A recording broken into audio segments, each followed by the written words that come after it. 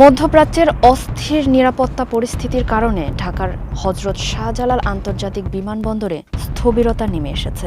Iran যুদ্ধের প্রভাবে Iraq, Kuwait, সংযুক্ত আরব আমিরাত, বাহরাইন, কাতার ও জর্ডান গত শনিবার থেকে তাদের আকাশসীমা বন্ধ করে দেয়।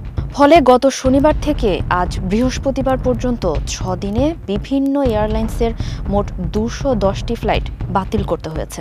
বিমানবন্দর সূত্রে জানা গেছে, গত 28 ফেব্রুয়ারি 23টি ফ্লাইট বাতিলের মধ্য দিয়ে এই সংকটের শুরু, যার ধারাবাহিকতায় 1 মার্চ 40টি, 2 মার্চ 46টি, 3 মার্চ 39টি এবং 4 মার্চ 28টি ফ্লাইট বাতিল হয়।